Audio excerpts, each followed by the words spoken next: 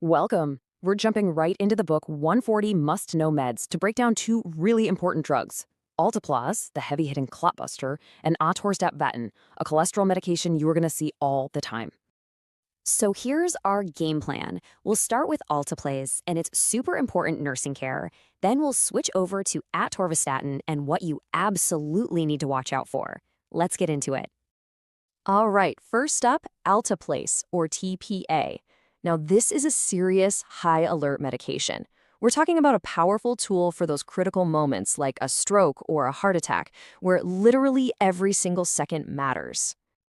So yeah, the generic name is Alteplase, but let's be real, in the hospital, you're almost always going to hear people calling it by its trade name, TPA. So why do we use it?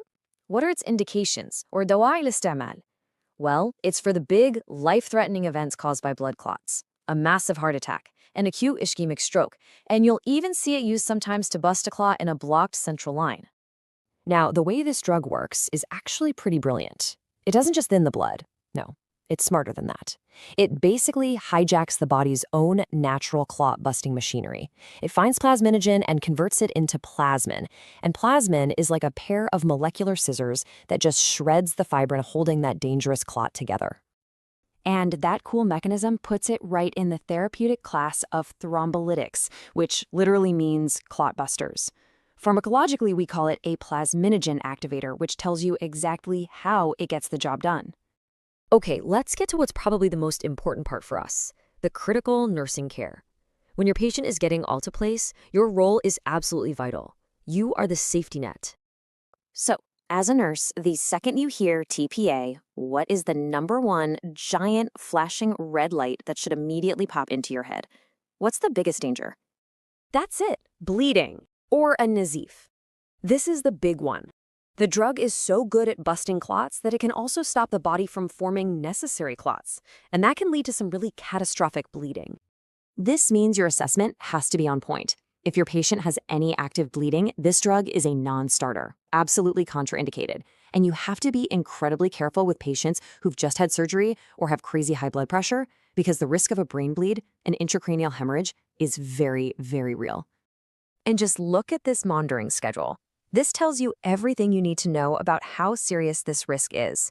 You are the frontline defense here. You're assessing for any and every sign of bleeding, from the obvious stuff to subtle things like petechiae, those tiny little red spots. And the timing is intense. Every 15 minutes for that first hour, then every 15 to 30 minutes for the next 8 hours. And of course, it's not just about bleeding. You're also on high alert for anaphylaxis, that severe allergic reaction. And because of that terrifying brain bleed risk, you have got to be doing continuous neurochecks throughout the entire infusion. All right, let's do a complete 180. We're shifting gears from an emergency, high-stakes drug to one you're going to see on almost every unit. Atorvastatin is an absolute cornerstone of managing heart health. Its generic name is Atorvastatin, but honestly, it is probably one of the most famous drugs in the world by its trade name, Lipitor. So it's mainly used for managing high cholesterol, or hypercholesterolemia. But, and this is so important, it's also used for primary prevention. That means we give it to people to help stop a heart attack or stroke from ever happening in the first place. That's huge. So how does it work its magic? Well, it goes straight to the liver, which is like the body's cholesterol factory. Atorvastatin finds a key enzyme in that factory and basically tells the production line to slow way, way down. The result?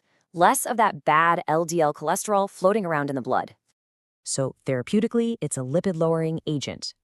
And pharmacologically, it's an HMG-CoA reductase inhibitor, which is a mouthful, and it's exactly why this whole famous class of drugs gets that much easier nickname, the statins. Okay, so let's talk nursing care. Just because atorvastatin is common doesn't mean it's harmless. It has some really serious potential side effects that you have to be watching for. The most serious one is a rare but really dangerous condition called rhabdomyolysis, or enhalal erbidat. It's a breakdown of muscle tissue. So the single most important thing you can teach your patient is this. If you have any new muscle pain or weakness that you can't explain, you have to call us immediately. And since this drug does all its work in the liver, it's a hard no for any patient with active liver disease. It's strictly contraindicated. And again, always keep that risk of rhabdomyolysis in the back of your mind. This means watching lab values is a huge part of your job. First, you need baseline liver function tests before the patient even starts the medicine. Then, you'll recheck those labs about a month later, and you'll keep monitoring them throughout therapy. You'll also want to keep an eye on kidney function because if rhabdo does happen, all those byproducts from muscle breakdown can really damage the kidneys. Okay, we have covered a ton of information, so let's boil it all down to the single most critical safety alert for each of these drugs. This is what you absolutely have to remember. It's really this simple. When you think Alteplase, your brain needs to scream bleeding. And when you think Atorvastatin, your top alerts have to be rhabdomyolysis, which you'll hear about as muscle pain, and checking that liver function. So I'll leave you with this to think about because it really gets to the heart of what we do. Knowing those top risks. If you had one patient starting Alteplase and another starting Atorvastatin, what's the very first vital sign or lab result you would prioritize checking for each one?